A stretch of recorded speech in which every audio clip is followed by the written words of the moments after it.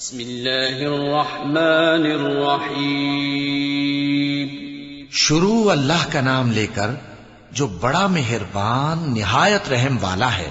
حامیم، یہ کتاب رحمان الرحیم کی طرف سے اتری ہے، ایسی کتاب جس کی آیتیں جدا جدا بیان کی گئی ہیں، یعنی قرآن عربی، ان لوگوں کے لیے جو سمجھ رکھتے ہیں، جو بشارت بھی سناتا ہے اور خوف بھی دلاتا ہے، لیکن ان میں سے اکثر نے منہ پھیر لیا اور وہ سنتے ہی نہیں، اور کہنے لگے کہ جس چیز کی طرف تم ہمیں بلاتے ہو اس کی طرف سے ہمارے دل پردوں میں ہیں، اور ہمارے کانوں میں بوجھ یعنی بہرا پن ہے، اور ہمارے اور تمہارے درمیان ایک پردہ ہے، تو تم اپنا کام کرو، ہم اپنا کام کرتے ہیں۔ کہہ دو کہ میں بھی آدمی ہوں جیسے تم، ہاں مجھ پر یہ وحی آتی ہے کہ تمہارا معبود ایک ہی معبود ہے، تو سیدھے اسی کی طرف متوجہ رہو اور اسی سے مغفرت مانگو۔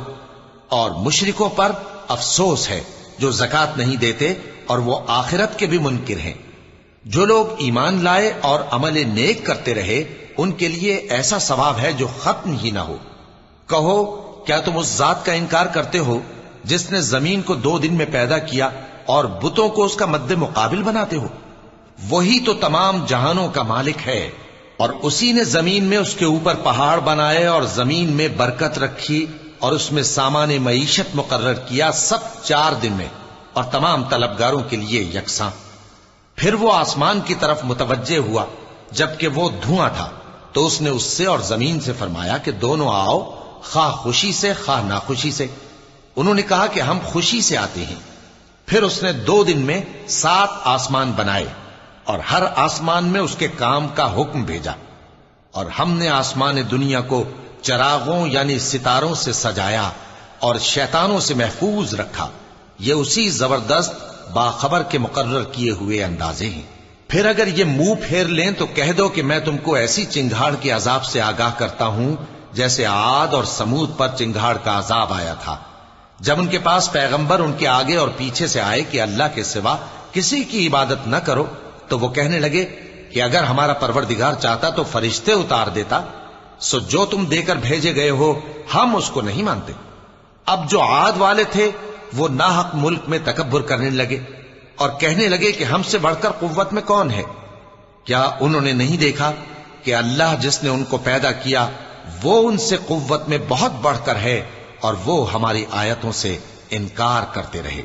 تو ہم نے بھی ان پر نحوست کے دنوں میں زور کی آندھی چلائی تاکہ ان کو دنیا کی زندگی میں ذلت کے عذاب کا مزہ چکھا دیں، اور آخرت کا عذاب تو بہت ہی ذلیل کرنے والا ہے، اور اس روز ان کو مدد بھی نہ ملے گی۔ اور جو سمود والے تھے ان کو ہم نے سیدھا رستہ دکھا دیا تھا، مگر انہوں نے ہدایت کے مقابلے میں اندھا رہنا پسند کیا، تو ان کے اعمال کی سزا میں ذلت کے عذاب کی کڑک نے ان کو آ پکڑا۔ اور جو ایمان لائے اور پرہیزگار رہے ان کو ہم نے بچا لیا۔ اور جس دن اللہ کے دشمن دوزخ کی طرف اکٹھے کیے جائیں گے پھر ان کی الگ الگ جماعتیں بنائی جائیں گی، یہاں تک کہ جب دوزخ کے پاس پہنچ جائیں گے تو ان کے کان اور آنکھیں اور کھالیں یعنی دوسرے اعضاء ان کے خلاف ان کے اعمال کی شہادت دیں گے، اور وہ اپنی کھالوں یعنی اعضاء سے کہیں گے کہ تم نے ہمارے خلاف کیوں شہادت دی؟ وہ کہیں گی کہ جس اللہ نے سب چیزوں کو نطق بخشا اسی نے ہم کو بھی گویائی دی، اور اسی نے تم کو پہلی بار پیدا کیا تھا اور اسی کی طرف تم لوٹائے جا رہے ہو۔ اور تم اس بات کے خوف سے تو پردہ نہیں کرتے تھے کہ تمہارے کان اور تمہاری آنکھیں اور کھالیں تمہارے خلاف شہادت دیں گی، بلکہ تم یہ خیال کرتے تھے کہ اللہ کو تمہارے بہت سے اعمال کی خبر ہی نہیں، اور اسی خیال نے جو تم اپنے پروردگار کے بارے میں رکھتے تھے تم کو ہلاک کر دیا اور تم خسارہ پانے والوں میں ہو گئے۔ اب اگر یہ صبر کریں گے تو بھی ان کا ٹھکانہ دوزخ ہی ہے، اور اگر توبہ کریں گے تو ان کی توبہ قبول نہیں کی جائے گی۔ اور ہم نے ان کے ایسے ساتھی بنائے جنہوں نے ان کے اگلے اور پچھلے اعمال ان کو عمدہ کر دکھائے تھے، اور جنات اور انسانوں کی جماعتیں جو ان سے پہلے گزر چکی ان پر بھی اللہ کے عذاب کا وعدہ پورا ہو گیا۔ بے شک یہ نقصان اٹھانے والے ہیں۔ اور کافر کہنے لگے کہ اس قرآن کو سنا ہی نہ کرو، اور جب پڑھنے لگے تو شور مچا دیا کرو تاکہ تم غالب رہو۔ سو ہم بھی کافروں کو سخت عذاب کے مزے چکھائیں گے اور ان کے برے اعمال کی جو وہ کرتے تھے سزا دیں گے۔ یہ اللہ کے دشمنوں کا بدلہ ہے یعنی دوزخ۔ ان کے لیے اسی میں ہمیشہ کا گھر ہے، یہ اس کی سزا ہے کہ ہماری آیتوں سے انکار کرتے تھے۔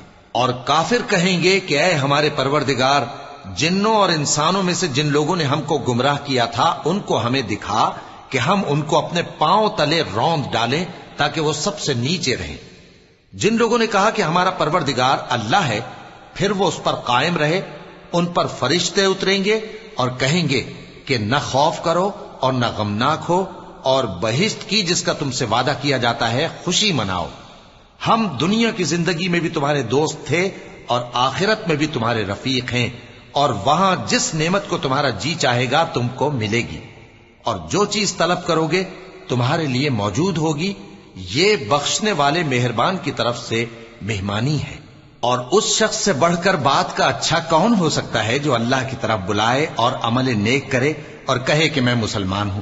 اور بھلائی اور برائی برابر نہیں ہو سکتی، تو سخت کلامی کا ایسے طریق سے جواب دو جو بہت اچھا ہو۔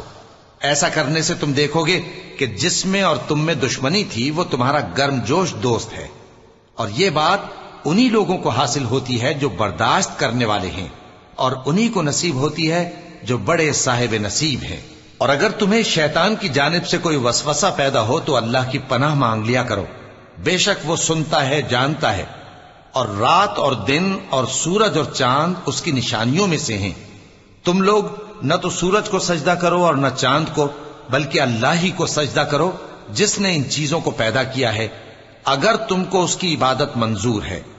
پھر اگر یہ لوگ سرکشی کریں تو اللہ بھی ان سے بے نیاز ہے، کیونکہ جو فرشتے تمہارے پروردگار کے پاس ہیں وہ رات دن اس کی تسبیح کرتے رہتے ہیں اور کبھی تھکتے ہی نہیں۔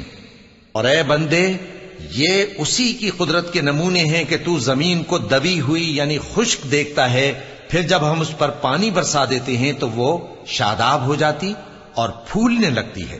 بے شک وہ جس نے زمین کو زندہ کیا وہی مردوں کو زندہ کرنے والا ہے، بے شک وہ ہر چیز پر قادر ہے۔ بے شک جو لوگ ہمارے احکام سے انحراف کرتے ہیں وہ ہم سے پوشیدہ نہیں ہے۔ بھلا جو شخص دوزخ میں ڈالا جائے وہ بہتر ہے یا وہ جو قیامت کے دن بے خوف ہو کر آئے؟